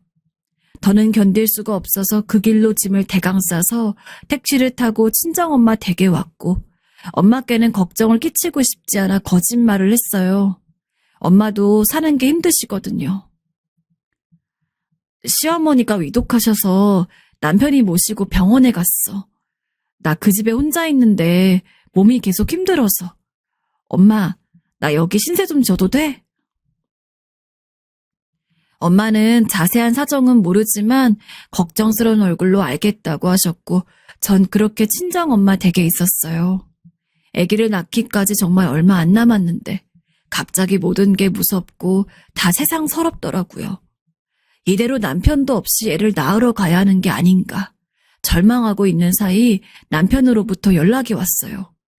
번호가 뜬 순간 놀라기도 하고 분노가 끓으면서도 그래도 전화를 한 걸 보니 지도 생각을 좀 했나 보다 싶더군요. 그런데 남편의 반응은 정말 상상 초월이었습니다. 야, 잔말 말고 너 빨리 이혼해주는 게 좋을 거야. 뭐? 너 우리 회사 와서 한 짓거리 뭔지 모르지? 너 때문에 나 이 회사 잘리게 생겼어. 얼굴도 못 들고 다닌다고. 나는 진짜 너 같은 여자한테 질렸어. 네가 이 모양이니까 내가 이런단 생각 못하지? 남편은 뭐라고 대답을 하려는 제 말을 막고 무조건 이혼 얘기만 해댔고 황당해하던 차에 갑자기 누가 재빠르게 전화기를 낚아채더군요. 이봐요. 누구세요? 나 몰라요? 당신이 내 손목 완전 비틀어놔서 나 아파 죽겠는데 치료비 줄 거냐고요. 정말 눈앞이 노래지더군요. 남편과 좋다고 앉아있던 그 상간녀였습니다. 대체 남편 눈에 제가 얼마나 바보 같으면, 그 여자 앞에서 얼마나 저를 무시해놨으면 자기 주제도 생각 안 하고 감히 저런 말을 하는 걸까요? 지금 말 다 했어요? 뭘 다 해요? 이제 시작이구만. 좋은 말 할 때 나한테 사과하라고요. 저는 점점 머리가 이상해질 지경이었습니다. 가뜩이나 임신 말기라서 여러모로 챙길 것도 많고 마음은 불안해서 쿵쿵거리는데 남편과 이 여자는 하루가 멀다 하고 저한테 전화를 해대면서 자꾸 이혼을 해달라. 안 그럼 무슨 명예훼손죄로 고소를 한 해 만에 회사에서 뒤집은 걸 다 책임을 묻겠다는 둥 말 같지도 않은 요구를 해댔어요. 고소해. 하고 싶으면 어디 해보라고. 저는 그렇게 하고 매번 전화를 끊었지만 너무 스트레스를 많이 받았어요. 그러다 전 결국 남편도 없이 친정엄마의 손을 잡고 병원에 이끌려 출산을 하게 되고 말았습니다. 스트레스가 너무 심해서 그런지 예정일보다 아이가 빨리 나왔고 엄마는 도대체 시어머니가 얼마나 아프시길래 남편이 와보지도 않느냐며 화를 내셨어요. 그런 엄마께 전 그저 피곤하니 나중에 얘기하잔 말밖에 할 수 없었고요. 겨우 기운을 차리고 엄마에게 이런저런 이야기를 털어놨고 엄마는 눈물을 흘리시더니 왜 진작 말하지 않았어 이거사. 미안해 엄마. 나는 못 참아. 당장 그 집으로 가서 다 뒤집어 엎고 올 거야. 그리고선 친정엄마는 그 길로 시댁에 갔어요. 하지만 시어머니는 역시나 뻔뻔했고 심지어는 그 집에 그 상간녀도 와 있었다는 거예요. 이미 상간녀는 그 집의 며느리가 되어 있었던 겁니다. 거기다 그 여자는 엄마를 향해 여긴 왜 오셨어요? 올 때 못 올 때 구분도 못 하세요? 하며 버럭버럭 소리를 질렀다 합니다. 그래서 엄마가 그 여자의 머리채를 잡았다 하고요. 여러분, 상상이 가시나요? 이 얘기를 듣고 있으니 제 처지가 너무 비참하고 모든 게 싫어서 조리원으로 옮겨가 있는 동안도 얼마나 몸살을 앓았는지 모릅니다. 밤마다 울며 비명을 지르고 우울증으로 견디지 못해서 내가 어쩌자고 저런 인간 애를 낳았는지 돌아갈 수만 있다면 전으로 돌아가고 싶었어요. 그렇게 어렵게 저는 아기를 데리고 친정으로 왔고 건강이 매우 좋지 않았기에 집에 누워있고 산후도우미님과 친정엄마가 아기를 봐주고 계셨어요. 엄마는 연신 제 걱정을 하시고 거기다 화병까지 오셨는지 몇 번이나 울컥하셔서 체하시기도 했고요. 그런 모습을 보고 있자니 제가 죄인인 것 같고 아기 생각을 하면 그러면 안 되는데 그냥 다 끝내버리고 싶더라고요. 허나 그 와중에도 남편은 자기 자식이 태어났건 말건 안중에도 없었고 제가 친정으로 들어온 걸 알았는지 끝도 없는 이혼 맹공격을 해대기 시작했습니다. 너 이혼 안 해주면 너 우리 회사 와서 난리친 거 다 책임 물을 거고 잘릴 뻔한 거에 대해서 위자료도 물릴 거야. 좋게 말할 때 떨어져 나가라. 어? 해봐. 어디 다 해보라고. 솔직히 이게 말도 안 되는 소리처럼 들리긴 했지만 보다 못한 친정엄마가 이혼하라고 하시고 저 역시 이대로는 정말 제 명예 못 살 것 같았어요. 매일같이 울면서 제 품을 파고드는 아기를 보는데 이해만 없었으면 싶다가도 이해 덕분에 내가 죽지 않고 살았구나 싶더군요. 저와 아이가 그나마 살아가기 위해서는 저 지긋지긋한 남편과 이상한 상간녀로부터 벗어나야 했기에 결국 이혼을 하게 되었어요. 제가 도저히 이혼을 안 할 수가 없었던 것은 상간녀가 남편으로부터 제 번호를 알아냈는지 밤낮으로 저를 조롱하고 난리를 쳤기 때문이에요. 뭔 고집으로 아직도 영준 씨 옆에서 본처 노릇을 하고 그러고 앉아있는 거예요? 좋은 말 할 때 이혼해주라고요. 여자가 적당히 빠질 줄도 모르고 그렇게 벨도 없으니 남자들이 지겨워하지. 그렇게 전 괴성을 지르며 핸드폰을 던져버렸고 얼마 안 가 합의 이혼에 이르게 되었어요. 제가 아기를 낳은 직후여서 모든 게 피로하고 힘든 게 아니었다면 한 2, 3개월만이라도 더 지난 다음에 그런 일을 겪은 거라면 아주 조금은 이성적인 대처를 해서 그 둘에게 난리를 칠 수 있었을지도 몰라요. 하지만 그럴 상황이 전혀 안 되었고 몸도 마음도 엉망진창이었고 출산 직후에도 위험한 상태였기 때문에 절대적인 안정이 필요했어요. 그런 사람을 이렇게 피말리듯 쥐어짜서 억지로 이혼을 시켜대다니. 제 쪽에서 그냥 처음부터 존재하지 않았던 것처럼 다 끊어버리고 싶더라고요. 그렇게 해서 전 아기를 쭉 키워왔고 아이가 점점 자라서 3살이 되었을 무렵부터 일하러 다니게 되었습니다. 친척 언니의 소개로 취업을 하게 되었고 엄마도 여자가 경제력이 있어야 한다며 나가라고 하셔서 겨우 사회로 들어오게 되었어요. 싱글맘으로 살아간다는 것은 결코 쉽지 않았고 온 교육기관이며 가족들, 지인들의 도움이 필요하더군요. 아무리 사회 흐름이 좋아졌다지만 저를 보는 시선은 여전히 좋지 않았는데 저처럼 결혼했다가 혼자 되신 분이 회사의 상사로 계셔서 그나마 조금은 이해를 얻을 수 있었어요. 제가 오늘 아기를 데리러 가야 해서 조금 일찍 퇴근해도 될까요? 밀린 일은 집에서 마무리해서 제출할게요. 네. 그러셔도 돼요. 얼른 가보세요. 그분은 아이를 데리러 가야 해서 조금 일찍 퇴근할 때에도 상황을 봐주셨고 아프다고 하면 그날 휴일을 쓸 수 있게 해주시고 어린이날이면 아이 선물이라며 조그만 간식을 선물로 주시는 섬세한 분이었어요. 그런데 글쎄 그분이 어느 날 저에게 교제를 신청해 오신 겁니다. 네? 저랑요? 솔직히 저는 너무 당황스럽고 저 같은 싱글맘이 뭐가 좋다고 그러시는지 이해가 안 가서 몇 번이나 거절을 했어요. 회사를 옮겨야 하나 생각을 하던 중에 저를 소개시켜준 친척 언니의 이야기를 들어보니 그 상사분은 이혼이 아니라 사별을 하셨다더군요. 신혼일 무렵 아내가 병을 얻어서 일찍 숨을 거두게 되었고 두 분 사이에 아이가 없었다는 거예요. 그렇게 아이를 원하셨다던데 그래서 가끔 제가 어쩔 수 없이 아이를 데리고 회사를 갔을 때 그리 예뻐해 주셨나 싶어서 조금 마음이 약해지더군요. 결국 우리는 그 후로 얼마 지나지 않아서 교제를 하게 되었고 친정 엄마는 이상하게 이 교제를 반대하지 않으시더라고요. 할 수 있으면 다시 결혼해서 네 삶 살아. 대신 잘 살아야 해.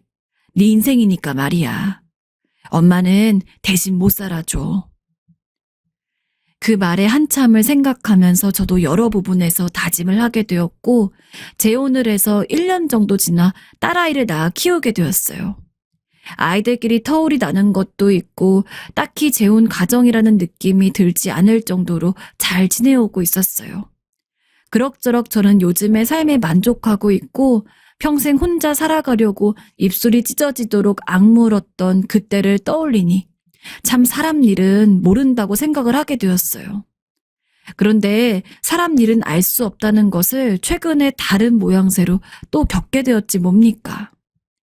얼마 전 밤중에 모르는 번호로 전화가 걸려왔길래 처음에 무시하고 꺼버렸는데요. 이상하게 반복해서 계속 같은 번호로 오길래 아무래도 지인인가 싶어서 전화를 받았어요. 그런데 그 대상은 제가 전혀 예상하지도 못했던 사람이었네요. 윤미선 씨 맞지? 맞냐고. 네? 제가 윤미선인데 그쪽은 누구세요? 당신 뭐 하는 거야? 영준 씨랑 같이 있지. 솔직히 말해봐. 뭐라고요? 도대체 누구세요? 세상에. 얘기를 쭉 들어보니 바로 전 남편과 바람피고 저를 그렇게 못살게 굴던 상간녀였어요. 저는 남편과 이혼을 한 이후로 완전히 연락을 끊었고 아이에 대해서 아무것도 책임지고 싶지 않다는 괘씸한 말과 함께 양육권도 포기해버린 인간이라 제가 무슨 연락을 더 할 게 있겠어요. 그렇게 도도하게 남편 팔짱을 끼고 저를 훑어보던 상간녀가 자기 남편이 된 지 10년이 다 돼가는 인간을 왜 저한테서 찾고 있는 거랍니까? 그것도 술에 만취한 상태로요. 이봐요. 무슨 정신 나간 소리를 하는 거예요? 지금 누구한테 전화한지 알아요? 그 인간을 왜 나한테 찾냐고요? 근데 그 뒤에 나오는 말은 덜 척이 없었어요. 이걸 뭐 멍청하다고 해야 할지 쌤통이라고 해도 되는 건가요? 그럼 거기 안 갔나 보네? 이봐, 윤미선 씨. 이 인간 이런 인간이었어? 뭔 말인가 싶어 불쾌한 기분인 상태로 일단 계속 귀를 기울였는데 정말 짠하기 그지없는 사정이었어요. 이 사람 집에도 안 들어오고 시어머니는 왜 이렇게 생명이 질긴지 맨날 아파 죽겠다면서 몇 년째 날 죽일 듯 잡아. 당신 어떻게 이런 집에서 참고 살았냐? 이제는 막 손찌검도 해. 나 진짜 살기 싫어. 이건 뭐 가관도 뭣도 아니더군요. 그나마 나랑은 같이 산 지 2년도 안 되어 손찌검을 했으니 바람핀 당신은 10여 년 가까이 시간 지나 손찌검을 했으면 그래도 너는 더 사랑했나 보다 하고 위로를 해줘야 하는 걸까요? 옛말에 자기 손으로 원수를 갚지 말라고 그냥 놔두고 물 흐르듯이 살면 원수의 시체가 저기서 둥둥 떠내려오는 걸 볼 거라는 어느 나라의 명언이 생각나더군요. 사실 전 뭐 그런 대단한 미인도 아니고 그런 꼴을 차분히 기다리겠다고 있던 것도 아니에요. 조금이라도 생각했다간 정말 죽을 것 같아서 억지로 떨쳐버리고 제 삶에 집중했을 뿐인데 이렇게 알아서 자기네 소식을 저한테 알려오다니요. 술주정에 뒤섞인 저 여자의 한을 들어보니 전 남편은 그렇게 술독에 쩌들어 살고 회사도 변변찮은 곳으로 옮겨서 벌이도 시원찮은 모양이에요. 그러면서도 뭐가 잘났다고 그렇게 밖으로 도는 건지 아무튼 그 상간녀는 죽지 못해서 산다고 하는데 이제야 제가 겪었던 지옥을 맛보나 싶더군요. 거기다 전 남편에 관한 소식도 최근에 들었는데요. 이건 직접 들은 게 아니고 건너 알게 된 소식이에요. 전 남편이 술독에 찌들어 살다가 밖으로 나돌더니 급기야 쓰러져서 병원 신세를 지게 되었다 하더라고요. 살 날이 얼마 남지 않았다던데 아마도 상간녀는 이 틈을 타서 도망갈 테고 전 남편은 혼자 쓸쓸히 그 말로를 맞이하겠죠. 그걸 생각하니 제가 고생했던 지난 세월이 스쳐 지나가면서 마음의 고통이 사그라드는 느낌이 들더라고요. 앞으로 저는 그냥 이대로 제 삶에 집중하고 싶고 그렇게 막 행복하지도 그렇다고 전혀 불행하지도 않은 삶이지만 계속 앞만 보며 열심히 살아갈 생각입니다. 사실 진짜 복수는 저들이 망하고 자시고 뭣도 아니라 그저 제가 저에게 만족한 삶을 사는 게 아닐까 하는 생각이 들어요. 혹시나 저처럼 뭔가에 시달려 죽기 전 길목까지 가셨던 분들이 있다면 그 싸울 대상보다는 자기 자신에게 집중하자고 나는 그만큼 소중하다고 말씀드리고 싶어요. 저도 그렇게 마음 먹고 일어나기까지 수년이 걸렸기에 쉽게 할 수 있는 이야기는 아니에요.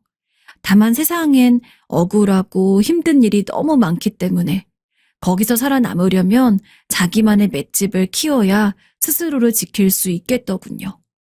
다들 건강하시고 평안한 날 되시길 바랍니다.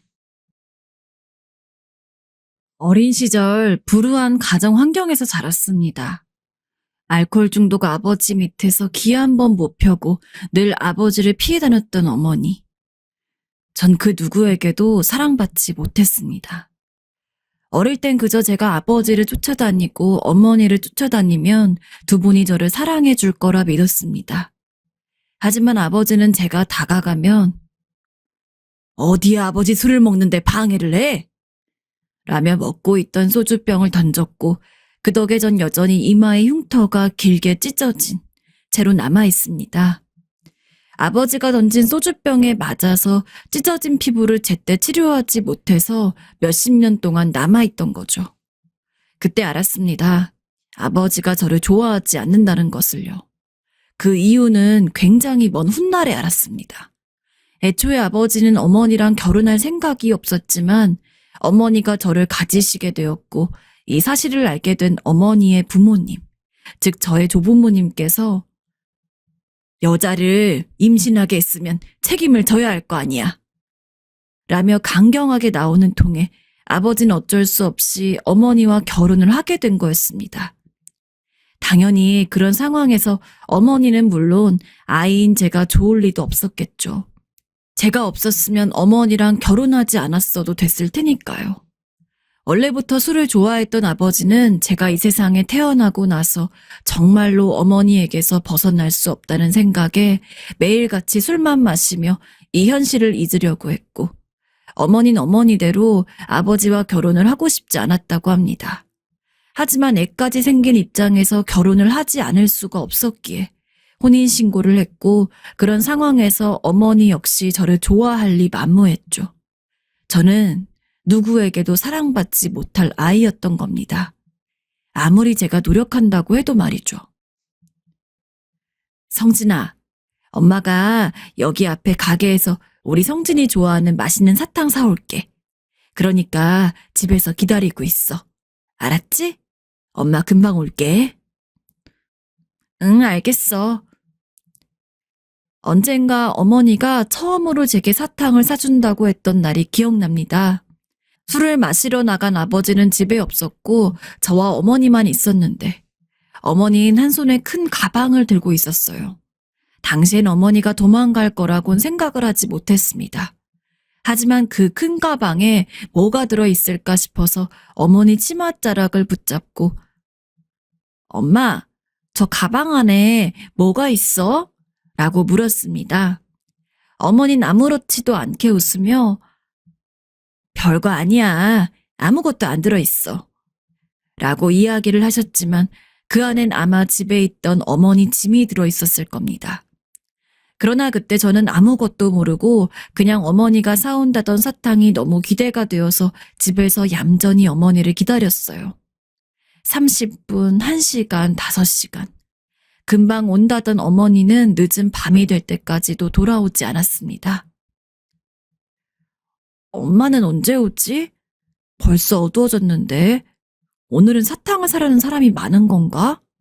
어머니가 도망갔다는 것을 알게 된 건 며칠 뒤에 집에 들어온 아버지 덕분이었습니다. 그때까지 저는 혼자서 밥 한 끼 제대로 챙겨 먹지 못하고 부모님 중 한 분이 사두었던 라면을 부셔 먹으면서 지냈어요. 그러다가 돌아온 아버지가 집을 둘러보고 안방을 살펴보는 듯 하더니 도망을 갈 거면 애새끼도 데리고 도망을 가지. 왜 나보고 책임지게 해서. 망할 여편네. 라고 하고는 투덜거리면서 방에 들어와 앉아 또 소주병을 퍼마셨습니다. 아버지는 어머니가 도망을 갈 것을 알고 있던 것 같았습니다. 그런 환경에서 자라온 제가 누군가와 어울리지 못하고 소심한 것은 어쩔 수 없는 일이었다고 생각해요. 전 아주 어린 나이부터 우울증에 시달렸습니다. 학교에 다녀도 공부는 하고 싶지도 않고 내가 왜 이런 걸 해야 되는지도 모르겠고 어차피 집에 가봤자 어머니는 날 버리고 도망갔으며 아버진 술만 마시며 나 같은 건 신경도 쓰지 않을 텐데 친구도 없었고 그렇다고 해서 담임 선생님이 저에게 관심을 가져준 것도 아니었습니다. 전 학교라는 공간에서 철저히 혼자였죠. 언젠가 한 번쯤은 친구를 사귀고 누군가 나한테 관심을 가져줬으면 좋겠다는 생각을 하긴 했지만 그런 바람이 계속 좌절되다 보니까 나중에 가서는 오히려 혼자가 편했습니다. 누가 갑자기 저한테 다가온다고 하더라도 얘가 나한테 왜 다가오지? 라는 불안감이 들어 쉽게 친해지기도 어려웠어요. 성진 씨는 참 수줍음이 많으시네요. 네? 네. 저 그러고 보니 이따가 할 일이 좀 있어서요. 먼저 일어나 볼게요. 어른이 돼서도 달라지는 건 없었습니다. 어쩌다 한번 용기를 내서 직장 동료로부터 여자를 소개받아도 늘 그 앞에만 서면 쭈뼛쭈뼛 얼굴은 새빨개지고 한마디를 하더라도 더듬는 통에 제대로 대화를 나누기도 어려웠습니다. 그런 저를 두고 여자들은 늘 떨떠름하게 웃다가 곧 무슨 일이 있다면서 떠나고는 했죠. 전 한평생 이렇게 살 놈이라고 생각했습니다. 그 누구도 저를 이해하지 못하고 이해하려고 하지도 않을 거라 믿었고 TV에서나 나오는 고독사 주인공은 아마 저 같은 놈에게나 어울릴 법한 이야기라 믿었습니다. 그나마 어떻게든 회사에 들어가서 먹고 살고 있었기에 다행이지, 만약에 그렇지 않았다면 저는 정말 노숙자로 살았을 겁니다. 하지만 그런 저에게도 짝이 있었습니다. 바로 제 아내였습니다. 아내와는 같은 회사에서 만난 동료인데 유독 여자를 대하기 어려웠던 저는 자연스럽게 아내와도 별다른 대화를 주고받은 적이 없습니다. 애초에 일적으로 겹치는 것도 없어서 더욱 그랬죠. 그러다가 전체 회식 자리에서 처음으로 아내와 길게 이야기를 했습니다.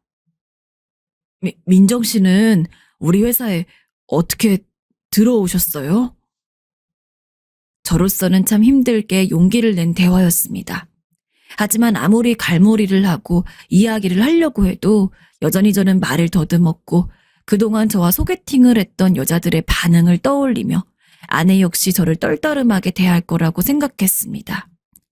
하지만 아내는 그러지 않았어요. 부모님이 이쪽 관련 일을 해서 저도 자연스럽게 관심이 가가지고 오게 됐어요.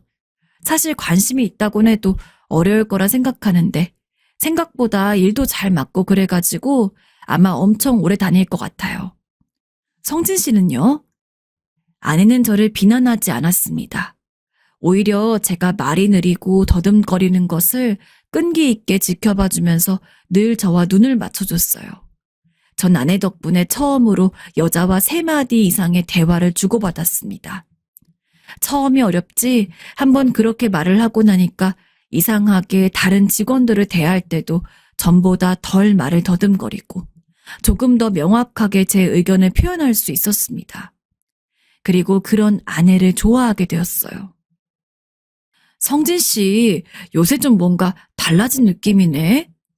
요즘은 성진 씨랑 대화하기가 훨씬 더 편한 것 같아. 그래요? 응. 뭐랄까, 사람이 조금 더 밝아졌다고 해야 하나? 분위기가 달라졌어. 요즘 뭐 좋은 일 있어? 주책이지만 그 말에 사랑의 힘이라고 대답하고 싶었네요. 다른 동료 직원들이 이렇게 이야기를 할 정도로 제 변화는 눈에 띄게 드러났습니다. 저는 저의 변화가 아내로부터 기인되었다는 것을 잘 알고 있었어요. 그래서 고마움이라도 표할 겸 아내에게 다가가 용기를 내어 저녁을 사주겠다고 했습니다. 흔쾌히 제 식사 제안을 받아들인 아내는 퇴근을 하고 저와 함께 밥을 먹으면서 또 많은 이야기를 나누었고 그런 날을 한번 거치다 보니까 전 자연스럽게 아내에게 마음이 갔습니다. 아내 역시 저를 좋아한다는 듯한 말과 행동을 보여주었기에 전 살면서 처음으로 누군가에게 고백을 한다는 용기를 낼 수 있었습니다. 민정 씨, 저랑 사귀어 주세요. 많이 부족한 저지만 제가 잘해드릴게요. 아직도 그날이 생각날 만큼 얼마나 떨었는지 모릅니다. 사귀면서도 느끼었지만 아내는 제게 은인이었어요. 아내가 아니었으면 전 사실상 사회성 부족하고 우울한 이 성격을 절대로 고칠 수 없었을 겁니다. 아내도 저와 연애하면서 많이 답답하고 힘들었을 때도 있었을 텐데 한 번도 그런 것을 티내지 않고 언제나 저만 먼저 생각하면서 돌보아 주었어요. 그래서 결혼을 하면 아내가 사귈 당시 저에게 잘해줬던 것만큼 이번에는 제가 아내에게 잘해주리라 마음을 먹을 수 있었어요. 결혼하고 나선 참 행복했어요. 살면서 단 한 번도 결혼을 해볼 거라고 생각한 적이 없었는데 그래도 나 같은 놈도 이렇게 좋은 여자를 만나서 결혼까지 하게 되는구나 싶어서 감회도 새롭고 매일 직장에서 보던 아내를 이제는 직장뿐만 아니라 집에 와서도 볼 수 있다는 게 기뻤습니다. 하지만 아내와 결혼하고 3개월 뒤 제가 돌연 직장에서 잘리는 일이 생겼습니다. 구조조정이 있었고 그 과정에서 제가 꼽힌 것이죠. 아내와 결혼하고 행복한 일들만 있었어서 그런지 준비도 되지 않은 상황에서 불시에 들이닥친 그런 불행은 제 마음을 좀먹어갔습니다. 당신 더 좋은 직장 가려고 그렇게 된 걸 거야. 그러니까 우리 이력서 한번 내보자. 내가 도와줄 테니까 걱정 마 여보. 제가 너무 우울해하자 아내는 그런 제 기분을 풀어주겠다고 온종일 옆에 붙어서 제 기분을 살펴주었습니다. 하지만 예상치 못한 실패를 맛보았던 저는 아내가 아무리 위로를 해도 그 상황에서 벗어날 수가 없었습니다. 오래전에 조금씩 괜찮아졌다고 생각했던 우울증이 다시 도졌고 언제부턴가 자꾸 심각한 불안감이랑 발작이 들어서 병원에 가보니까 의사는 저에게 우울증과 공황장애가 있다는 진단을 내렸습니다. 병원에서 지어준 약을 챙겨 먹고 최대한 좋은 것만 보고 살려곤 했지만 우울과 공황은 제 가슴 속에서 저도 모르는 새 문득문득 솟았습니다. 분명 아무 일도 없는데도 불구하고 갑자기 내가 죽는 것은 아닐까? 나한테 어떤 큰일이 닥치는 게 아닐까? 너무 불안해서 방 안에 숨어 덜덜덜 떨기도 했고 어느 날 밤에는 종일 가슴이 뛰는 통에 잠조차 제대로 자지 못했습니다. 그런 제 옆을 지켜준 유일한 사람은 아내입니다. 임신 막달에 가까웠던 아내는 아이가 배에 있어 힘들었을 텐데도 불구하고 언제나 저를 먼저 생각해 주었습니다.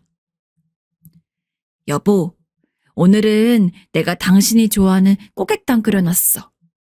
이거 먹고서 푹 쉬자. 그리고 당신 괜찮으면 나랑 공원으로 산책도 나가고.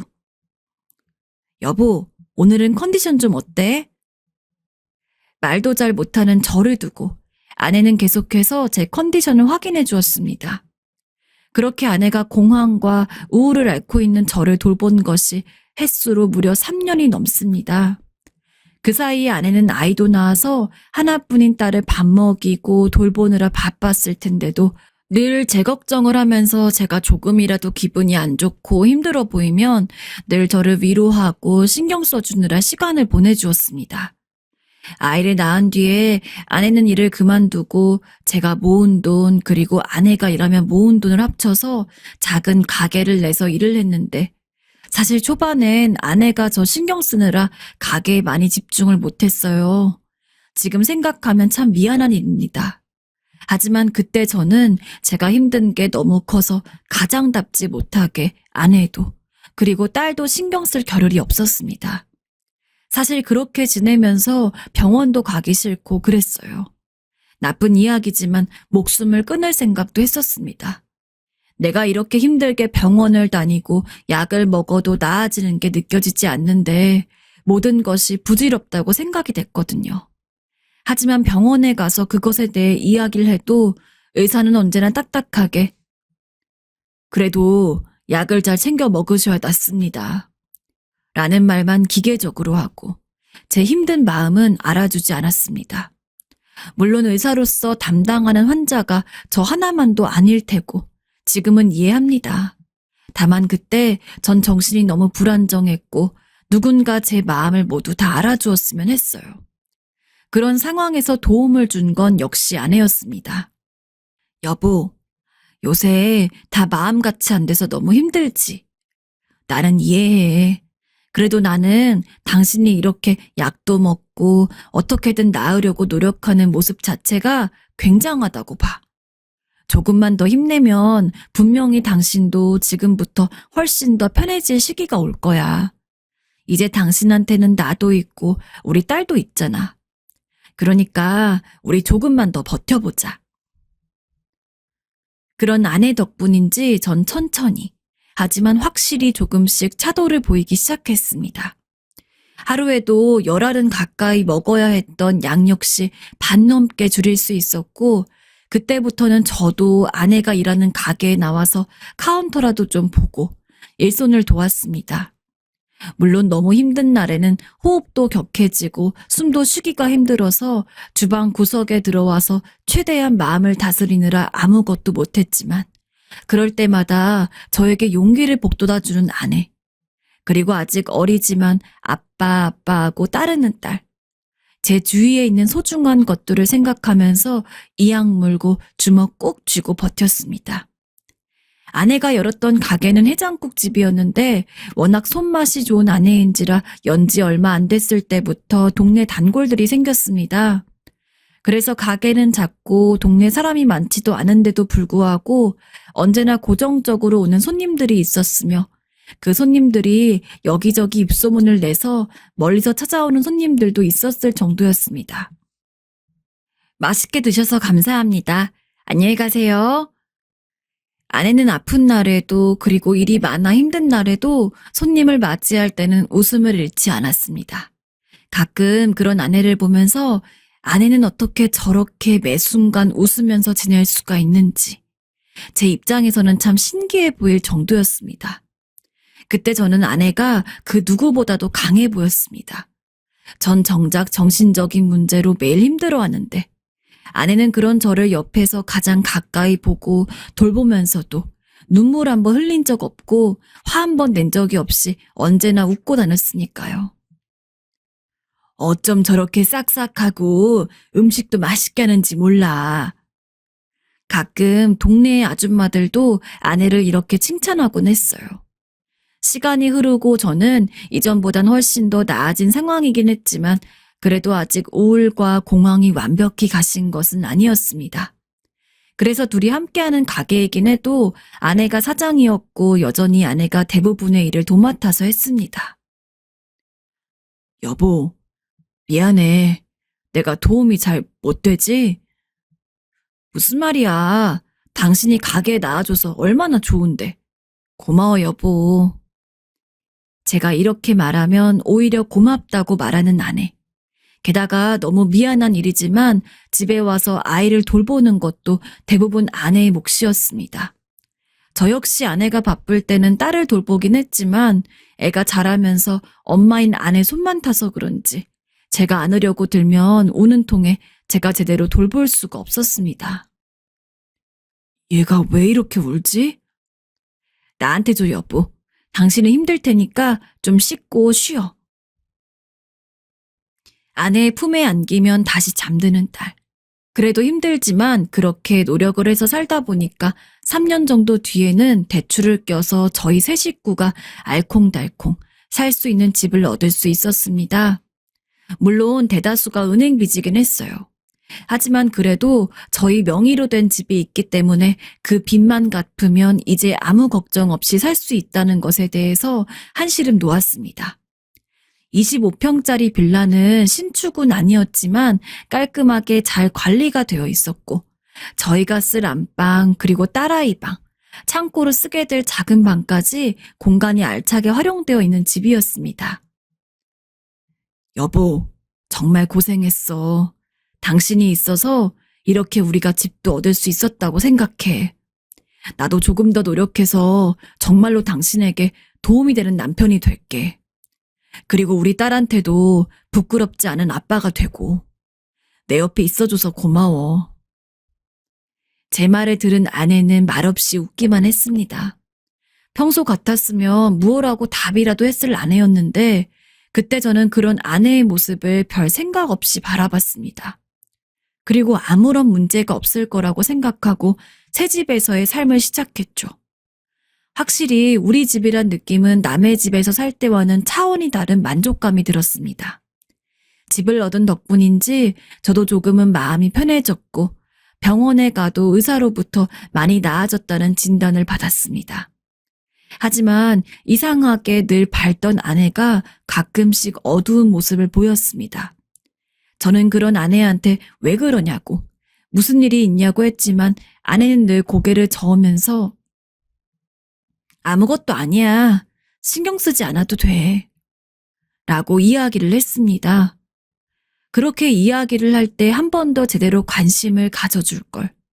제게 아내는 언제나 강인하고 올곧은 모습만 보여주는 여자였기에 전 은연중에 아내는 절대로 저처럼 힘든 마음을 가지고 있을 거란 생각을 한 번도 한 적이 없습니다.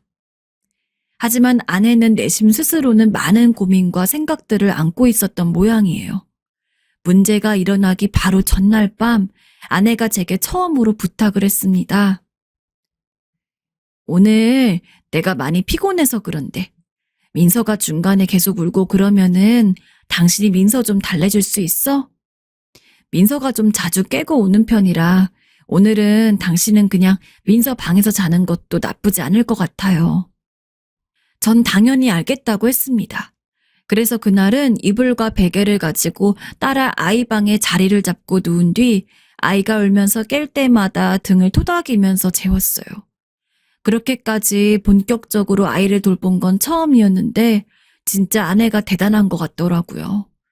새벽 내내 1시간 간격으로 계속 우는 통에 잠 한 번 제대로 못 자고 정말 오랜만에 거의 12시가 넘어서까지 늦잠을 잤습니다. 간신히 하품을 하고 기지개를 켜고 일어났는데 평소 같았으면 부엌에서 들렸을 아내의 인기척이 온데간데 없었습니다. 아내는 가게가 쉬는 주말이라도 한 번도 늦게 일어난 적이 없었기 때문에 혹시 장이라도 보러 갔나 싶어서 현관을 봤지만 신발도 그대로였죠. 여보, 안에 있어?